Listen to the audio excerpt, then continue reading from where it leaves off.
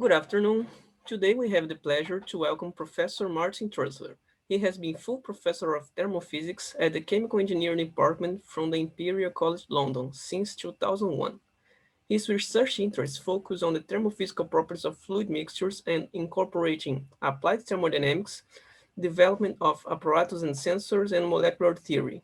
Experimental, theoretical, and computational work is carried out as a part of a fundamental research program with numerous applications including oilfield processes, carbon dioxide capture and storage. Professor Trusler has over 200 publications between international journals, conference papers, and book chapters. He was awarded the Guggenheim Medal by the Institution of Chemical Engineers in 2017. He is also on the editorial board of the Journal of Chemical Thermodynamics. Thank you for coming, Professor Trusler. You now have the word. Thank you very much. Let me just get going with my screen.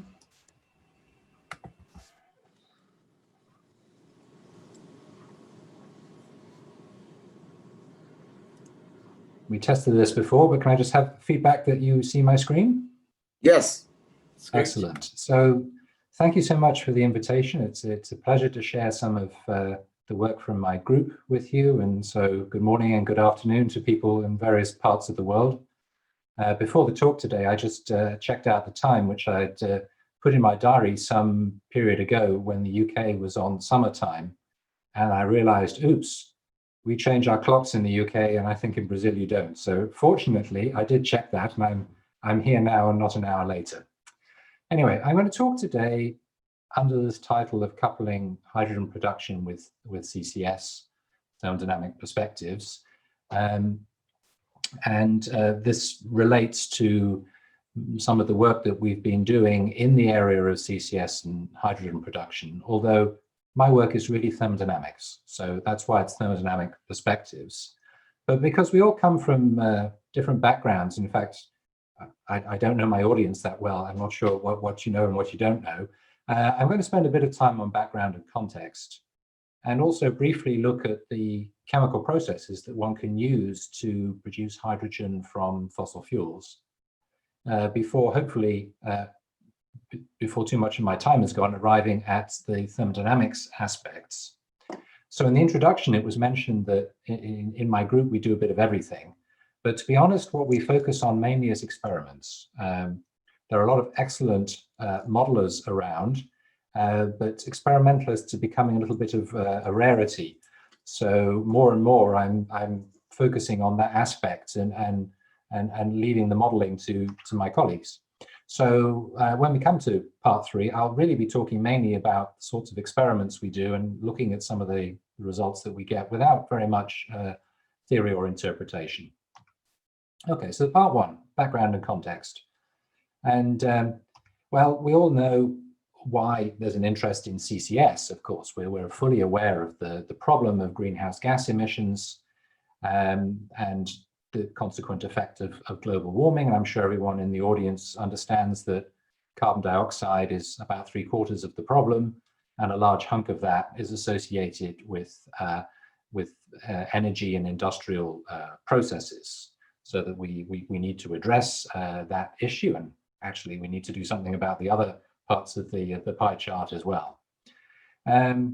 Again, people will understand that in simplified terms, we're on something like the blue trajectory, or have been on something like the blue trajectory for some decades, many decades of annual increases in CO2 emissions, which here are annual CO2 emissions in gigatons.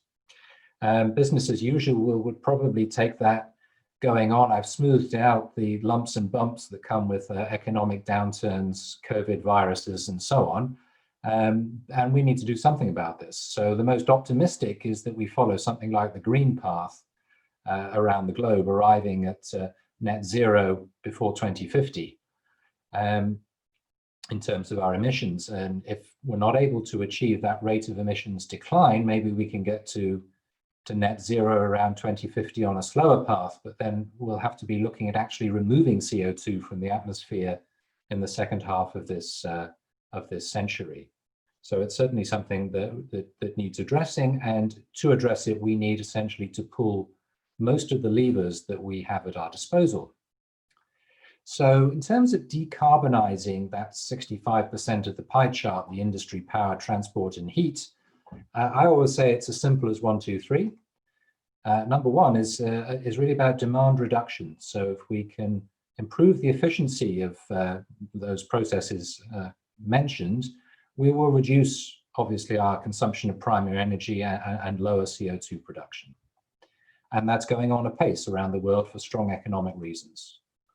Number two, also proceeding apace, is what I would call fuel switching, swapping high carbon fuels like coal and oil for lower, or in some cases zero carbon or near zero carbon energy sources such as natural gas, nuclear, and renewables. And then the third element is carbon capture and storage, because I think it's fully recognized that there are limits to what can be achieved with 1 and 2, and that in the coming decades, we're not going to be able to get away from fossil fuels entirely, and that CCS now becomes a necessity and not just a possibility. So again, by way of introduction, but I'm sure everyone in the audience is familiar with the basic idea of carbon capture and storage. The key thing is that one captures CO2 from point sources, power plants being the most talked about, but also things like cement and iron and other energy-intensive industries. Then there's a process of purification and compression of the CO2 and transportation, usually as a liquid or supercritical fluid. And then finally, geological storage, as you can see in the cartoon here, deep underground in, for example, saline aquifer or a depleted oil and gas field, typically at depths of between 1 and 4 kilometers. So why do that? Because the renewable energy sources are intermittent. We don't have large-scale energy storage. We're a long, long way from the energy storage we need to live on renewables alone. So we need fossil fuels at least as a backup. And CCS is essentially the only way to address CO2 emissions from industrial sources that can't be avoided through other means. So just highlighting that thing about point sources, that says that CCS is going to help with cement works, it's going to help with residual CO2 emissions from fossil fuel power plants, but what are we going to do about transport, and what are we going to do about heat? So let's have a look at what hydrogen can do. Blue hydrogen, inverted commas, that is to say hydrogen made from fossil fuels. So again, I'm sure most people in the audience are aware of this route, but the basic idea here is that instead of, say, taking natural gas or another fossil fuel and burning it directly to produce heat for an industrial process, one takes the natural gas and reforms it. And I've just noted down the idealized chemical conversion here for methane with water to produce carbon dioxide and hydrogen.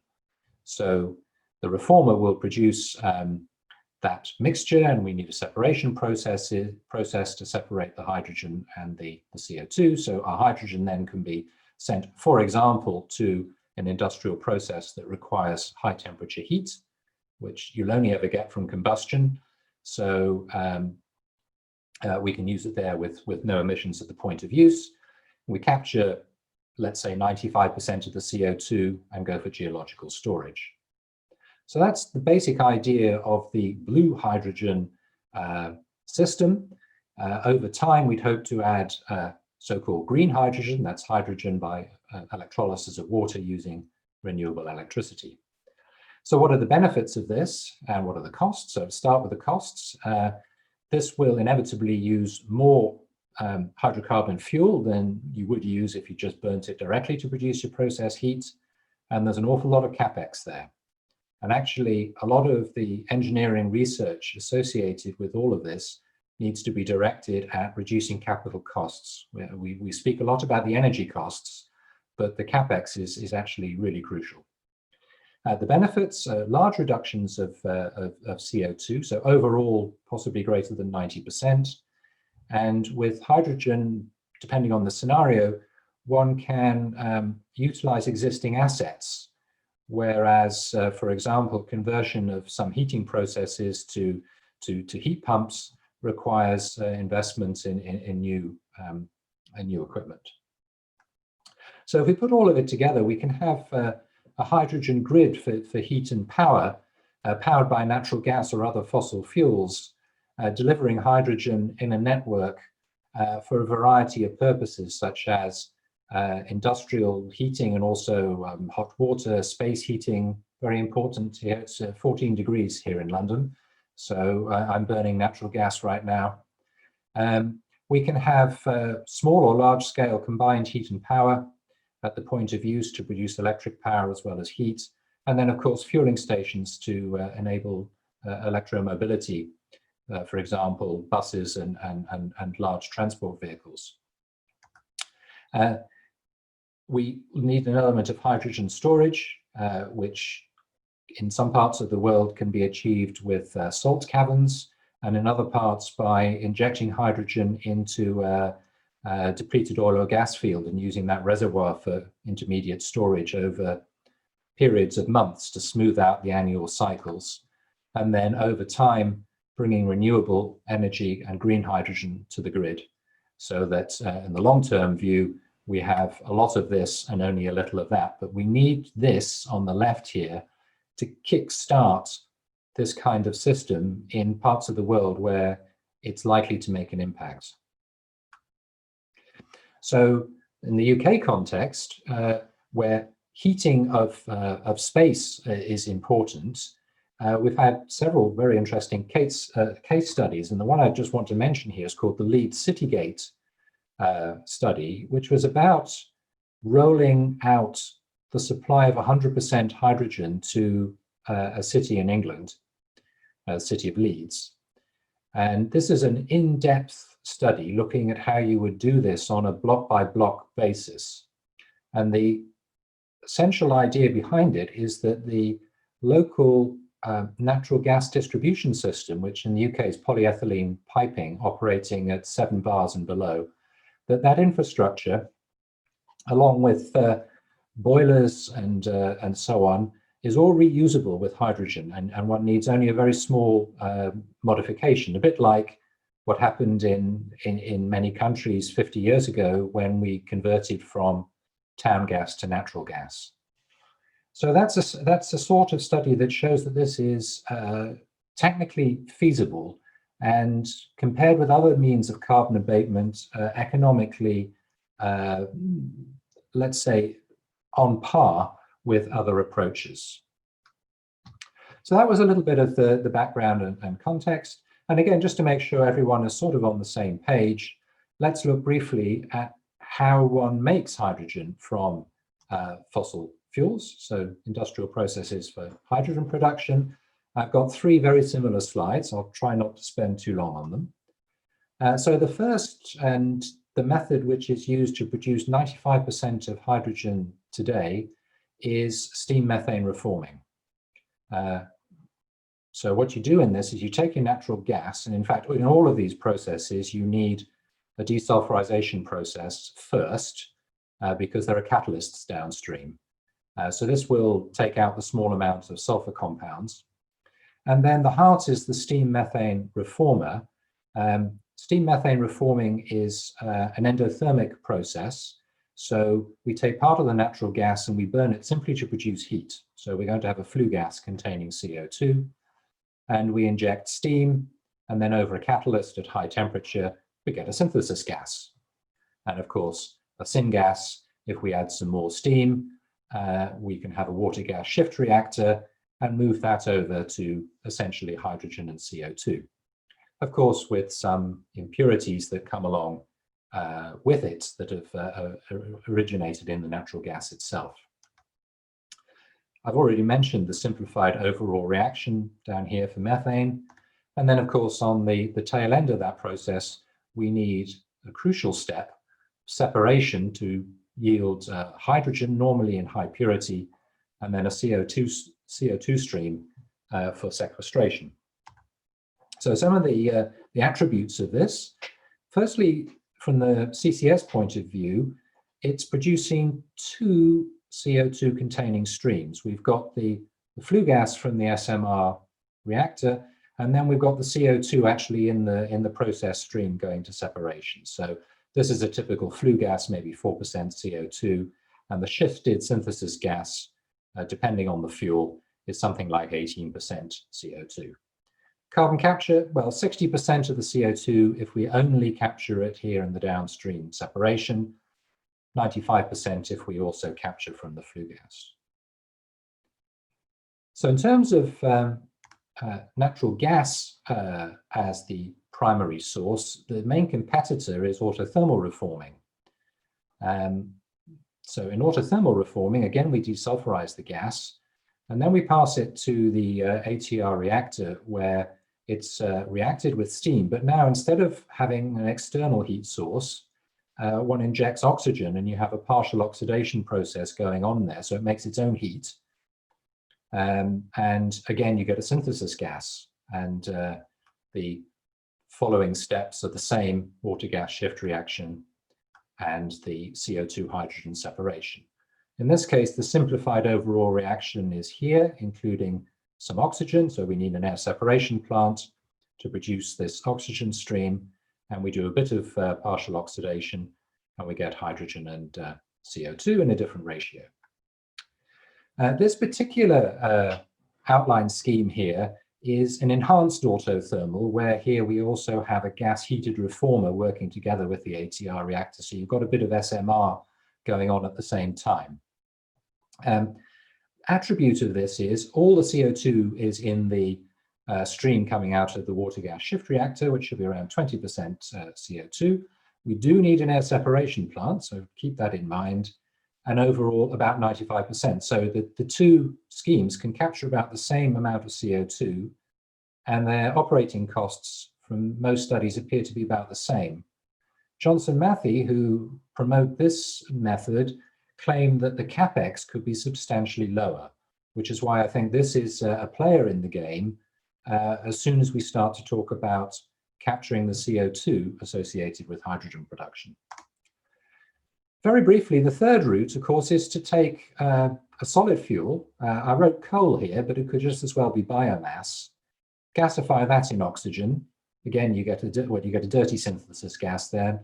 Water gas shift reaction, desulfurization, usually afterwards in that case, separation. And similar things here. An attribute of this is that with coal as the feed, you get a much higher CO2 concentration in the syngas, which makes this separation downstream actually somewhat easier. So by now, 15 minutes have gone, and you're probably asking, where's the thermo? So we look at these processes. The answer is, well, everywhere, of course. We're sure as practitioners, folks will consider thermodynamics as fundamental to everything, but especially in the separation processes. So in the capture of the CO2 from that synthesis gas, it usually involves two steps, and these are typically involve pressure swing adsorption, wet absorption processes, or low temperature flash. At the current time, PSA dominates because this is used to produce high purity hydrogen, for example, for use in refining or going to fuel cells or whatever, in a system where CO2 is vented. So it's the purity of the hydrogen which is considered as the overwhelming issue. As soon as we take CCS fully into account, the other processes become also competitive. I didn't mention membranes, but that's also a possibility. So there's a lot of thermodynamics in understanding and optimizing that separation process, and in understanding and properly operating the compression, dehydration, and transportation system. And then, of course, in the aquifer or depleted oil and gas storage, one wants to be able to simulate the fate of the CO2. So one uses reservoir simulators to say what's going to happen over both the short term and the very long term, so that we can satisfy our investors and our regulators that all this money we're going to be spending on CCS is effective and safe, and that the CO2 is going to stay there for a really long time. And since it's a really long time, you can't do that by experiment, you've got to simulate it. So we need to have geochemical and geophysical models to predict what will happen to the CO2 in the aquifer in terms of its dissolution and reactions with minerals and fluids present in the formation. So there's a lot of thermodynamics in that. And of course, CO2 utilization is also a thing. And I'm sure there's a lot of thermodynamic aspects to that too, although I'm not going to speak further on that particular path. So some research topics, and I should add really the caveat, mostly research topics that have interested us enough to actually do something about it. I'm going to mention really two particular areas today, which are only examples of a wide range. So the first is better thermodynamic understanding of simple systems, CO2 and permanent gases mainly, to support that syngas separation process, and also the compression, dehydration, transportation of CO2. And the work I'm going to speak about today is actually low temperature, high pressure VLE related to flash distillation processes that can be used in the separation. Then the second bit is motivated by recognizing that step one is not going to be perfect. And the CO2 that we send for sequestration will have various impurities in it, many of which have been considered in earlier work, but hydrogen has some particular properties of interest. So what happens to that? And we want to understand the effect on phase behavior in under pipeline conditions, which really actually comes from the first part, and then also on the influence on storage security in saline aquifers. So I'm going to tell you something about our studies looking at the solubility of hydrogen in saline media. And because it's associated with the project that I've been working on, I'll mention that another interesting aspect, and one which I can't say I know very much about, is the possibility of subsurface microbial growth if we have hydrogen as an impurity, because there's a family of bugs that can metabolize hydrogen and survive reservoir conditions, amazingly. And since it turns out that hydrogen is much less soluble than CO2, you could see over long periods of time in an abandoned storage reservoir, the remaining undissolved gas could eventually become enriched in hydrogen because the CO2 is all dissolved. And then you might have some interesting microbial phenomena. Okay, so experimental investigations in my group. And the first of those is to look at some low temperature and high pressure VLE of syngas-like systems, which probably were amongst some of the very first systems to be studied in high pressure VLE experiments. And that's very much the reason for going back to them, because now in a new sense, we're getting very serious about these processes. We want to be sure we've got a good thermodynamic basis for the design of separation and transportation systems. So we embarked around 10 years ago on some new experimental studies relevant to this low temperature physical separation of the synthesis gas, and focused on some of the systems you see in the middle here, very classic things.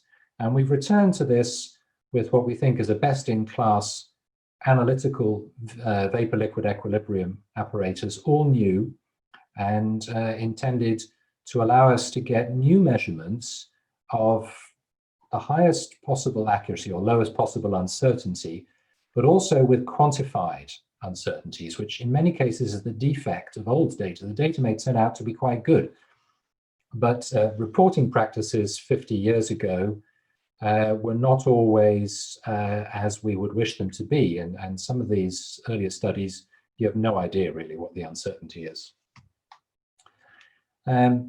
It's an analytical approach. That means you sample the composition of the phases. So I'll mention how we calibrate that to do it accurately.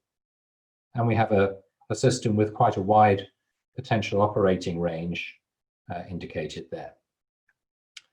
So the basic idea is straightforward, and maybe people are familiar with this method. What we have is shown in the simplified PFD on the left there. The heart of the apparatus is a small equilibrium cell. It's quite dinky. I'll show you a picture on the next slide. And what you do is you inject the components into there in sufficient quantities that you get 2 phases or more, but in our case it's 2 phases. It's inside a stirred fluid bath. Ours is an ethanol bath for low temperature, or it could be oil for high temperature. And of course you have the usual instrumentation to measure the temperature actually of the cell wall and the pressure in the filling line. And then we have a sampling system allowing us to do online gas chromatography. So this is the gas chromatograph. And these are automated sampling valves with capillaries that will take little samples from the top and the bottom phases. And then we have our carrier gas, of course. So with modern equipment and careful calibration, we can make some of our uncertainties very small. So temperature 6 millikelvin, pressure 3 kilopascals. Remember, we're going to be working at pressures of order 10 megapascals, so that's a pretty small relative uncertainty. Composition uncertainty then actually becomes the dominant term. It's maybe not always recognized as such, but it is. And exactly what it is depends on the system. In binary mixtures, it's usually quadratic, 0 at both ends of the composition and maximum in the middle. And depending on the system, the coefficient might be on the order of 10 to the minus 2, or perhaps less, between 10 to the minus 2 and 10 to the minus 3. So just to give you an idea of what it looks like, here we've got some of the components of our VLE system. The cell is it's a monoblock made from a bar of stainless steel. It's got a very beautiful all metallic closure. It's a hollow gas pressurized O-ring, gold plated. It's a stirrer bar in the bottom of it. This is the lid. Here you can see the capillaries, a short one for the gas, a long one for the liquid. These are the electromagnetic samplers, Rolsey valves for those of you in the know, which we love and hate, but they're the best show in town for doing this sort of thing. You saw there's a stirrer bar on the bottom of the cell. We don't want to have a motor underneath the bath, so we put it on the top. We have a shaft and some gears, and then we spin a magnet underneath the cell so that that follower goes round. And on the right, there it is in the bath. So just about these sampling valves, just step back to the PFD. You can see the valves are basically 3-port devices. And what we do is we put them in the carrier gas flow going to the GC column. So that flow is split and goes through each of the 2 valves. So normally it's just flushing through the valve and onto the column. When the valve's actuated, the 3rd port opens for a few milliseconds, and a little bit of gas or liquid is drawn up and entrained in that flow, and into the GC it goes. Where necessary, all of this part is heated so that liquids entering the system are flash vaporized essentially instantly and carried with the carrier gas stream into your GC. So making the temperature and pressure uncertainty small is pretty straightforward. Some GCs are remarkably repeatable. So therefore, the uncertainty is down to the calibration, because of course in a GC we measure some sort of peak area in a chromatogram. And the method we use to calibrate is one we call the absolute area method. And this uses a normal gas sampling valve here, which has got a sample loop on it. So that loop has some fixed volume, some fraction of a milliliter, and the whole valve and loop is inside a temperature regulated chamber just on top of the GC column oven. And we measure the temperature of the loop, and with some automatic valves we measure the pressure of the gas in our loop just before we activate this and put it onto the GC. So with this system we're able to know the density of the calibration gas in this loop. So the calibration gases are pure gases. So for example, pure CO2 or pure hydrogen. And within a multiplicative constant, which is the volume of the sample loop, we know in moles how much we're injecting. So we can do something like what you see on the right. So I've taken out the volume and plotted on the vertical axis the gas density, the molar density in the filling loop against the determined peak area on the GC. And typically you get a linear or superficially linear correlation. And that's how we do it for different gases. And then there's a verification step. I think some words have disappeared next to verification, where you inject a gravimetrically prepared mixture to verify that this calibration works when we're resolving multiple components. And actually, we've extended this to analyzing, for example, a 5-component synthesis gas, although I won't show you that today. So this seems to be a quite robust method for doing things. So we've looked at a variety of systems, and this was actually the first one we looked at, which is CO2, hydrogen. And when we're looking at these mixtures of CO2 with permanent gases, the operating window in terms of temperature is essentially from the triple point temperature of CO2 through to its critical temperature. And that's more or less the range you see here. The triple point's just a couple of Kelvin below this temperature, and the critical point's a few Kelvin above the one on the bottom right there. And well, okay, it's a lot of data. I think for people who are not experimentalists, maybe they look at a plot like this and sort of say a little bit, so what? But it's a very comprehensive set. Just thinking back to the process, how you would use this in a separation. If we look at the lowest temperature, you can see that, well, perhaps I should explain the diagram first. So we've got pressure on the vertical axis, and we've got the mole fraction of hydrogen on the horizontal axis. So below this curve, it's in the gas phase. Above this one, it's all liquid, and in between we have vapor-liquid coexistence with tie lines, for example, at 10 megapascal connecting bubble point liquid and dew point vapor. So that's the diagram. If you look at that dew curve, you can see at pressures of sort of 6 or so megapascal, you're getting a CO2 rich phase, which is already 99% CO2. So in one shot, I can get a high purity CO2 stream. On the other hand, the hydrogen rich stream is only 80 something mole percent pure. So we need a second stage. In fact, you need a second process. It looks optimal to have 2 flash processes, but then you still need wet absorption or something, or maybe PSA, to get the hydrogen up to really high purity. But that's how you use this kind of data. And from the thermodynamic perspective, you correlate it, of course, with some sort of equation of state.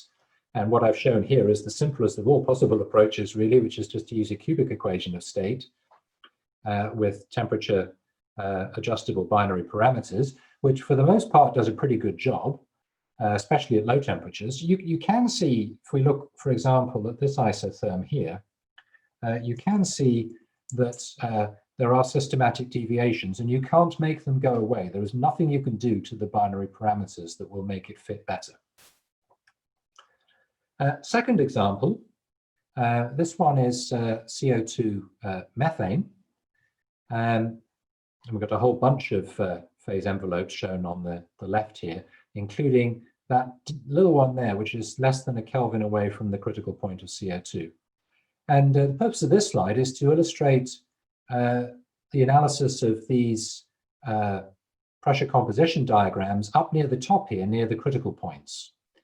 And what I've shown on the right here are those pressure composition data, but now the composition is scaled by the critical composition. And below is the scaling equation that one can use to fit the top part of the VLE envelopes in terms of the theoretically predicted near critical form with a critical exponent of about 1/3 and adjustable parameters to describe the behavior. And you see it's actually a very nice description and gives you these characteristically flat-topped VLE loops. And in this work, for example, we were able to show that the critical locus predicted by the commonly used Gerg equation of state, which is what you'll find in the RefProp software, is substantially in error. So the red line there, dotted red line, is the critical pressure locus according to Gerg, and the red symbols and the red solid line are our experiment and correlation. One of the things that came up in presenting that work for publication is that actually there have been many previous studies, and you'd need a book full of graphs to compare them all.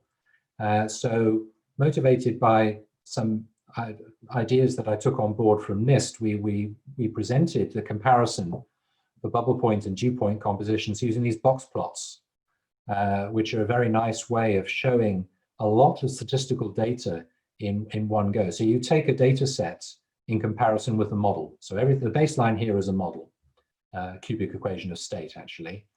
And in the box plot, you show the median deviations, you show the upper and the lower quartile, you show the mean, and then you show the minimum and the maximum deviations, except for outliers. There's an algorithm to identify a few % of outliers. So this kind of plot shows you quite quickly an excellent comparison. Our work is the ones on the right, and you'll see that we have outliers the same as everybody else.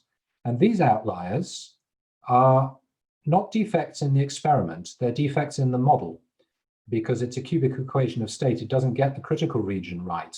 So if you go look at the outliers, you'll find that they're all close to the critical state in many cases. Some other data sets, this one, for example, is actually not of very high quality. It's full of noise, and that's why there are a lot of outliers. Another trick we were able to do in that work is to look for three-phase equilibrium involving the solid. And this is actually crucial from the industrial perspective. If we want to do low temperature separation with fluids, that's great. We want to make sure we don't solidify the system. So we could use our VLE cell as a kind of calorimeter. And what you're seeing here is simply a pressure temperature diagram with the cell shut in with a fixed amounts of, in this case, CO2 and methane in the system. It's being slowly stirred and cooled at about a Kelvin per hour. And we go down this cooling ramp in the two-phase region, and we keep on going down, down, down. It actually subcools all the way down to here. And then suddenly, ka-chunk, it jumps, and I've missed out a few messy points in between. It jumps up onto here and continues along this branch here, which is solid-liquid equilibrium. And then with a bit of reconstruction, fitting some quadratic or linear polynomials, we can find the intersection and obtain a point on the three-phase equilibrium line. And those points are plotted for the CO2 methane on the right there, in comparison with the CO2 melting curve and the CO2 hydrogen three-phase line, which is this one here. That's a rather interesting phase diagram, actually, the CO2 methane. Right, well, I see that time is slipping by, so I'm going to miss out the next bit and turn to my last topic, which is about the solubility of hydrogen in water and brine at reservoir conditions. And for this study, we've used a synthetic method rather than an analytical one. So the analytical one involves taking samples, and with saline media, the analysis of those samples is a bit difficult. So what we do instead, and I'll use the diagram on the left to explain it, is we use a cell, high pressure cell, in our case made out of titanium. It's a 700 bar monoblock with a sapphire window in one end. What we do is begin with that clean and empty, and we charge it with the gas, which in this case is hydrogen, to some initial pressure. And from PV and T, we determine the amount of hydrogen in the cell. Then we're injecting the solvent, so in our case, a water or a brine, quantitatively from a high pressure syringe pump. So we meter in that solvent while stirring. The liquid has two effects. Firstly, it compresses the gas into a gas cap, or eventually a bubble. And secondly, of course, dissolution goes on. So the space occupied by the gas gets smaller and smaller, And eventually, as you can see in the diagram on the right, you get left with one or a small number of bubbles. Actually, in practice, it seems to be only ever one bubble. They lump together.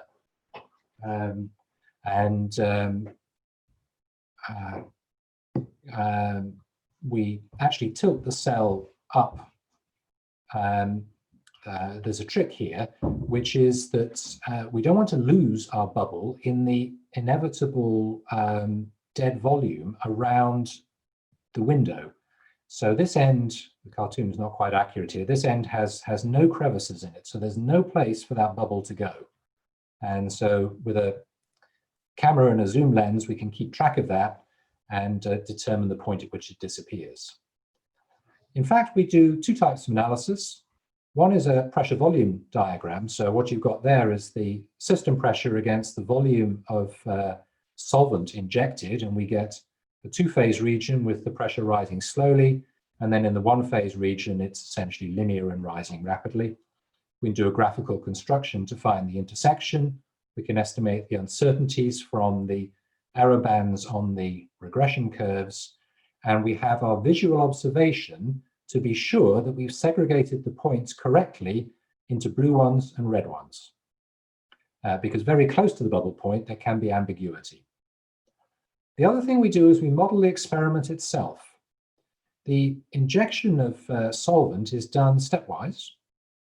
And following an injection, you get a decay curve like this. So I quickly inject the solvent, that compresses the gas and raises the pressure, and then it relaxes over a period of time as the gas dissolves into the solvent. And we can characterize that with a single exponential and a time constant, which for this example was about 4 minutes. And in the same experiment, when we'd increased the pressure a bit, it went up to 7.5 minutes. And it keeps on going up. And as you approach the bubble point, it becomes quite long. It becomes tens of minutes. So the experiment has to be really slow. And of course, it's getting slow because with a small bubble, we have a small interfacial area, so mass transfer becomes more limiting. So a little bit of thermodynamic analysis. What we did in this work was we took advantage of available data from the literature for CO2 in water, hydrogen solubility in water. CO2 just comes out naturally when I speak. Hydrogen, it's all about hydrogen. So those are the filled in symbols. We also did a few verification measurements. And then we added data for sodium chloride brines. So let me explain the diagram. This diagram is based on the Krajewski-Kassanovsky analysis, which for a salt-free system says if I take the log of the fugacity of the hydrogen divided by the molality of dissolved hydrogen in the liquid, that is to say the solubility in molality units, that's going to be the log of Henry's constant, again, Henry's constant in molality units, and a term proportional to the partial molar volume of the solute gas, okay, and linear in pressure. So that's why we plotted logarithm of hydrogen fugacity divided by hydrogen solubility on the vertical axis against pressure above water vapor pressure on the horizontal axis. And you get good linear correlations, even up to 100 megapascal. And then we have our experiments, which are the open symbols. They're in brines, and they mostly go up to about 40 megapascal. And you'll see they lie above. Increasing solubility is going downwards because B2 is on the bottom here. So these show lower solubility, they show salting out. And that's represented in the extended Krajewski-Kassanovsky analysis by a simple Sechenov coefficient term, which is coefficient multiplying molality of salt. So we have two solutes here and two molalities, the gas, B2, and the salt, Bs.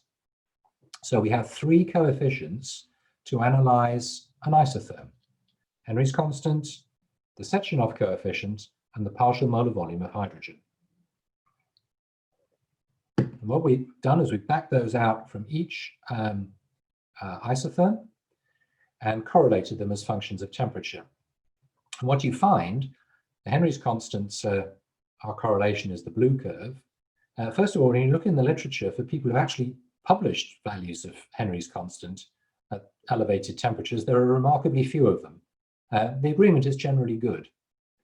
The red curve is the correlated partial molar volume from our analysis, which is on the order of 20-something centimeter cubes per mole.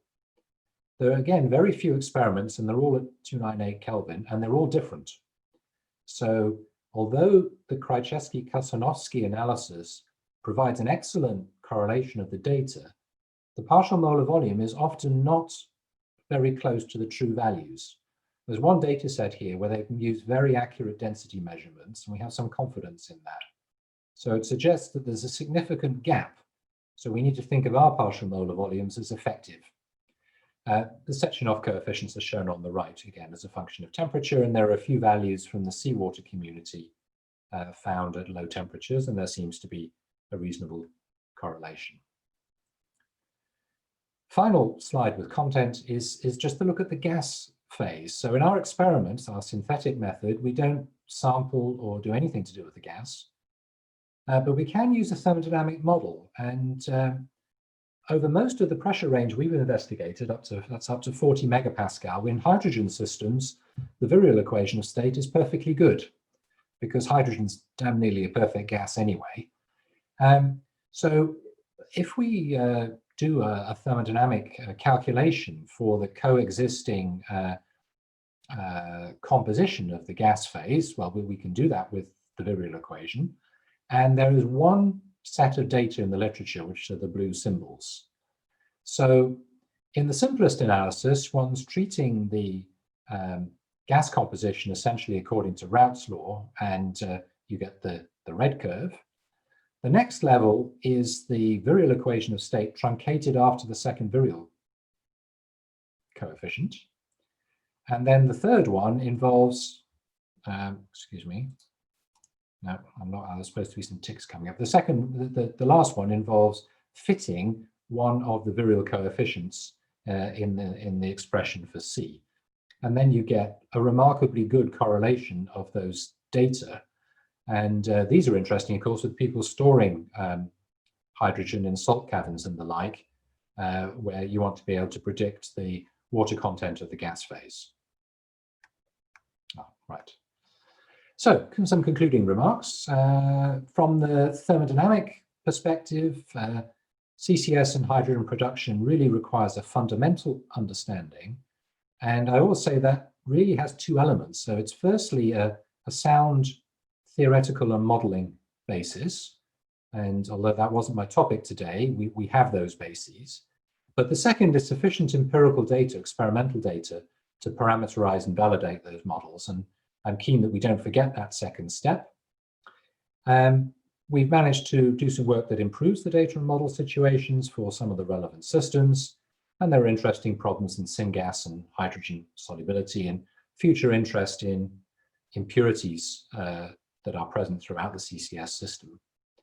And in terms of the landscape, we think that hydrogen and hydrogen and electricity are two very important energy vectors for the supply of cities and industry.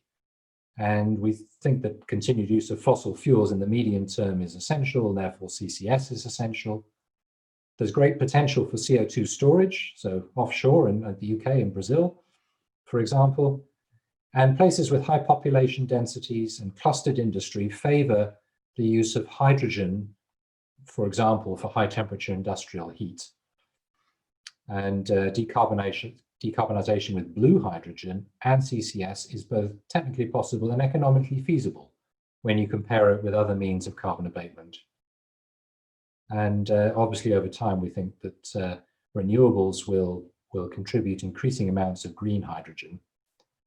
And well, there's a lot of investment needed. So that, I think, brings me to a conclusion. I just want to thank you so much again for the invitation, and thank you so much everyone in the audience for listening. And if there are any questions, I'll be happy to take them.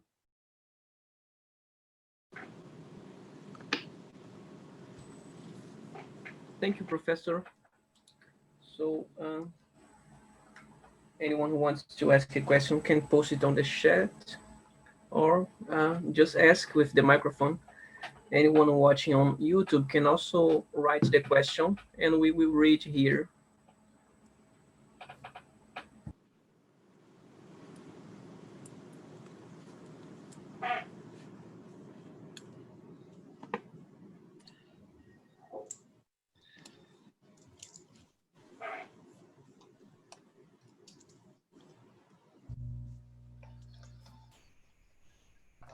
May I ask a question? Hello. Hi, Khalil, go on. Okay. Hi, Professor Trusler. Very nice to see you again here, and thanks for the beautiful presentation. I have a question about your last slide using the virial coefficients. Yes. Which is very nice. We know that well, CO is a challenge when we are using well, CO2-rich system. Is a challenge when we are using the equation of states. Also, it's very nice to see that. Well, the third one, the C, we could get a good result. My first question is: this work is published, and the other question is. How do you see the modern equation of a state, such as well, PCSAFs, CPA? Just a general comment of you would be very interesting. Thank you. Okay, thank you. Well, it's not published yet. It's been submitted, so it's in review at the moment. So we'll stand by for that. I didn't really explain it very well because I was getting a little bit rushed. But if you look at the virial equation here, and remembering our components are hydrogen and water. So if we look at the second virial coefficient here, let me see now. One is hydrogen and 2 is water. So we know the second virial coefficient of hydrogen very well, and also there are experimental data for the steam-hydrogen interaction virial coefficient.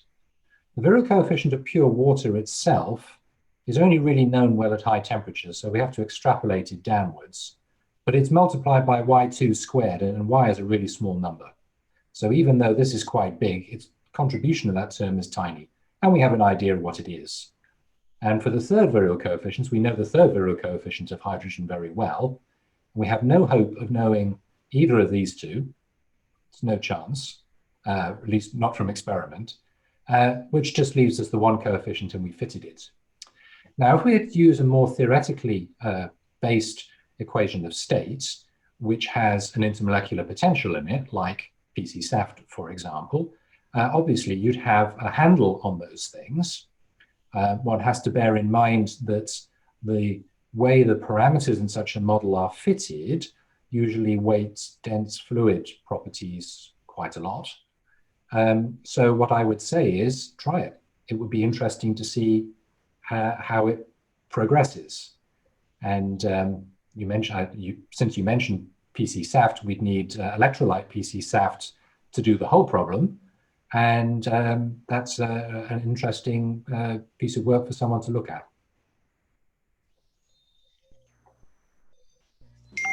Thank you, Professor.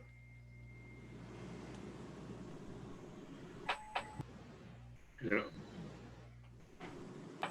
Can I ask you a question? Please. Yeah, Professor Raja, go on.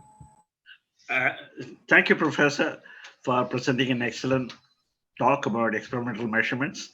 I have a question about calibrating chromatography, gas chromatography. Yes. Use an absolute area method. But if you have two components, carbon dioxide and hydrogen, can we use a simple picnometer to just measure the density but gravimetrically and calibrate it? Very difficult to use a density-based method for gases, in my opinion. So actually, I'm not sure I quite follow your question. Are you talking about for analysis or for making the calibration mixture? Use carbon dioxide and hydrogen. You calibrated the chromatography, right, with the absolute area method. Yeah. That's what. do you need a chromatographic analysis for two components? Can't we just measure the density directly? Yeah, okay, I did understand your question. In principle, yes. In practice, no, because you're not going to get the uncertainty that you would need, and also you'd need a large sample. In the GC experiment, we take out a very, very tiny amount for liquids, 1/10 of a microliter, for example, from a vessel which has a volume greater than 100 milliliters. So we can take multiple samples with hardly any perturbation. One would need a lot of gas to do a density measurement. So you think the sample volume is very high, unless the picnometer is special picnometer or something. Yeah. The other question is the material used in these tubes. Hydrogen can absorb in these metals. Yeah. So how do you correct for that? Yeah, well, what we try to do is eliminate the problem. So that's one of several potential errors. And in fact, a more serious scenario is when we introduced H2S, as we did. We've done ternary experiments with H2S in the system, which absorbs in some cases strongly. So we use firstly a all sulfur inert architecture in the GC. So all stainless steel surfaces are treated with some magic surface treatment. And what you have to do is firstly heat. So with CO2 and hydrogen, you only need heated lines. If you heat the lines, you're not going to get significant absorption. And with H2S, what you have to do is take many samples, because in fact you can saturate the surface quite quickly. So we found with H2S, the first few samples, the H2S disappears, but then quite quickly you get repeatable samples.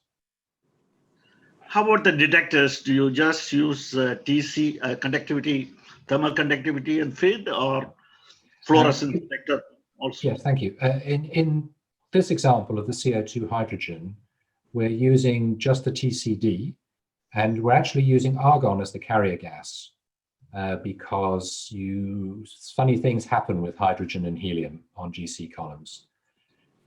For the ternary systems with low levels of H2S in them, we use a sulfur-specific detector called a flame photometric detector, which has got part per billion resolution.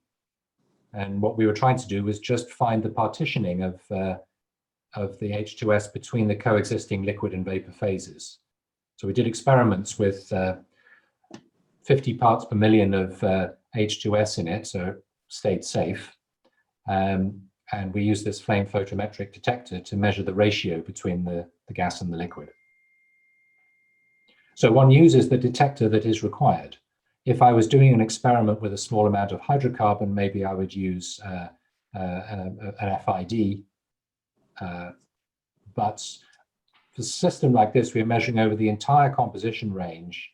TCD is the universal detector, and it offers good sensitivity.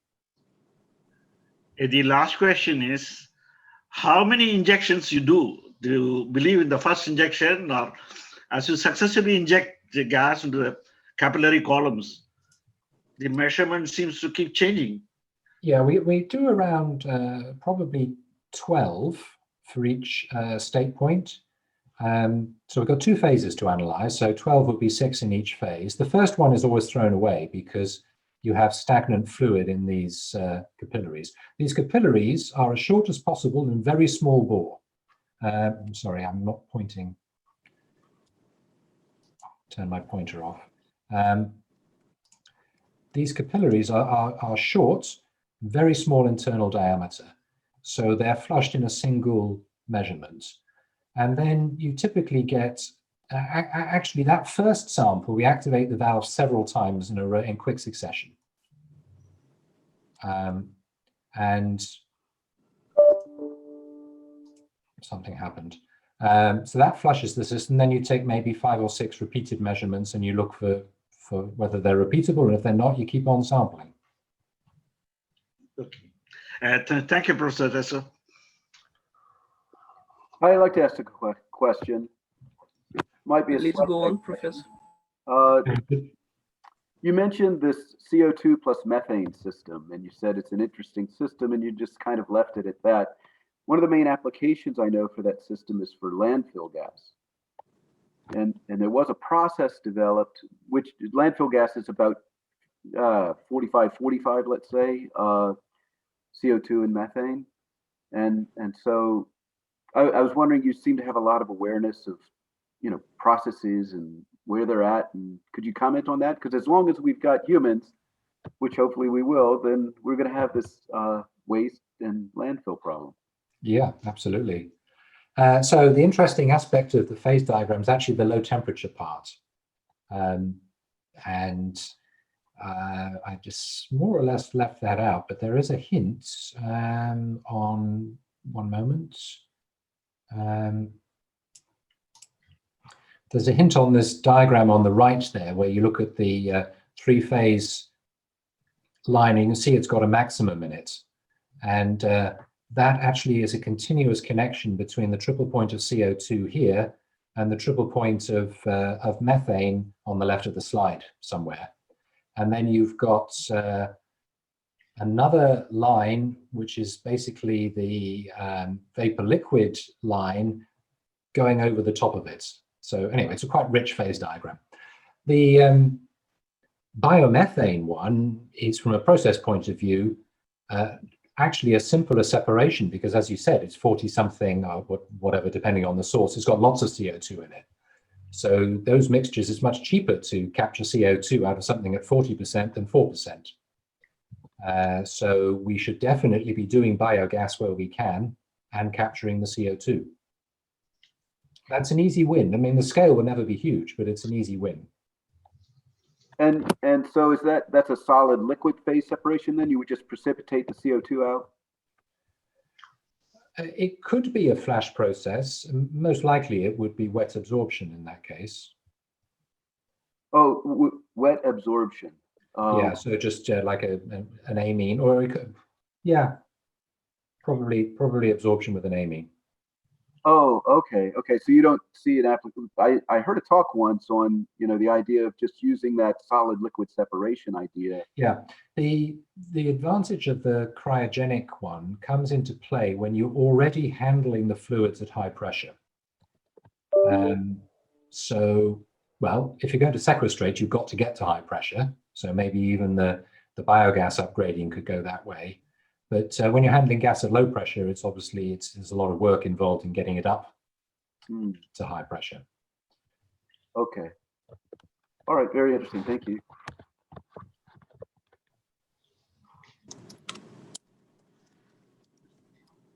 Okay, Professor Felipe, let's question on the chat. Do you have your microphone today, Felipe? Yes, I do. Go on. Okay, thank you for the nice presentation. I thought it was a lot interesting. I do work a little bit, now a little bit, because my lab is closed because of the COVID-19, but I do work with experimental works and determining experimental data. And I have some questions about the setup of your chromatograph. Some questions that I was intrigued. The first one is a three-way valve prepared for high pressure injections? And if it's not, how do you drop the pressure before the injection? Right. Yeah. So obviously the carrier gas stream is operating at normal GC pressure of a few bar, and we could be sampling from a system at 100 or 200 bar. The capillary essentially is the element across which the pressure is dropped. So the valve is opened for 10 milliseconds or 20 milliseconds. And although the source is at high pressure, it doesn't cause a large pressure perturbation, at least not a damaging pressure perturbation on the carrier gas flow. When you look at the detector, you get a little tick in the baseline at the moment you sample, which is the pressure pulse, but it's non-damaging and, as far as we know, not large. Okay, so I will drop the second question because of your answer, just part of it. Because if you have just a little bit increase in pressure, if you are working, let's say, with a split mode injection, you can lose a lot of gas through split valve. So how do you deal with that? You do splitless, splitless, or a split injection? I didn't mention the detail that we use a packed column, so we have no split. Oh, okay. Sure. I recommend packed columns for this type of work because the only place the sample can go is out through the detector. There's nowhere else for it to go.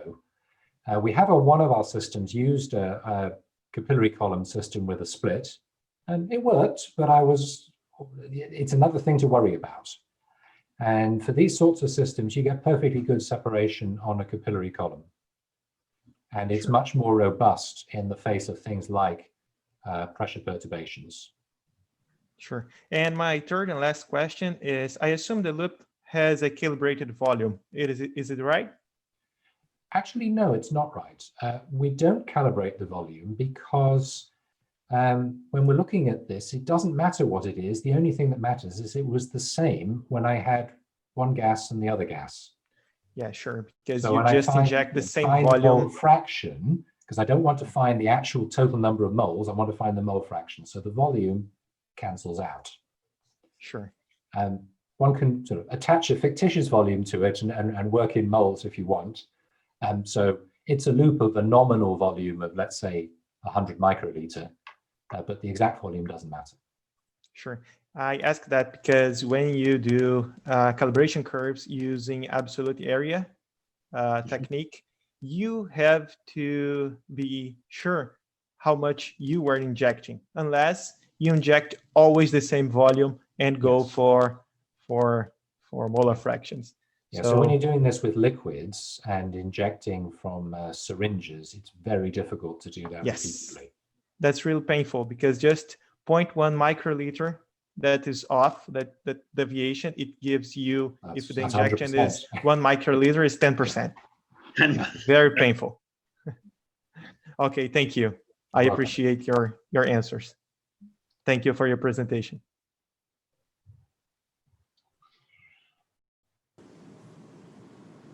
Nice.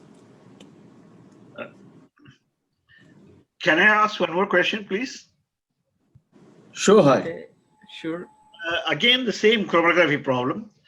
The valve, is it heated or the pressure reducing valve? It's a Joule-Thomson type of valve, or it's just a adiabatic expansion? What's happening in the valve there? Here is the valve. It is heated, yes. I'm talking about the calibration, CO2 hydrogen. So that there are two valves here.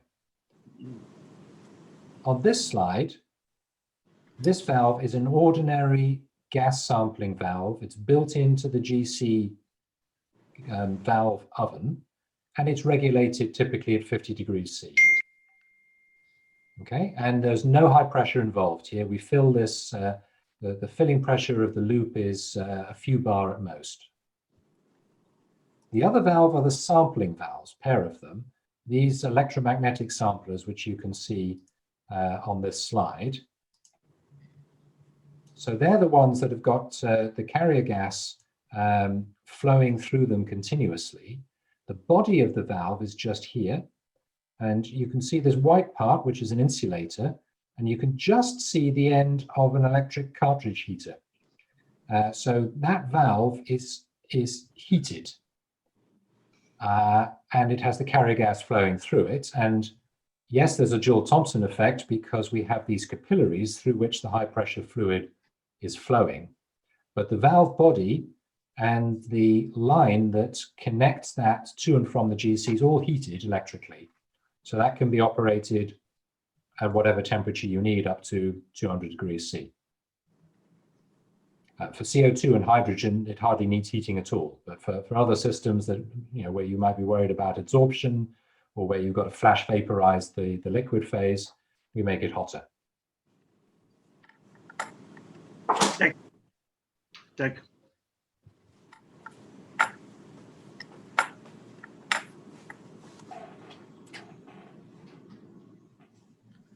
Oh, any more questions?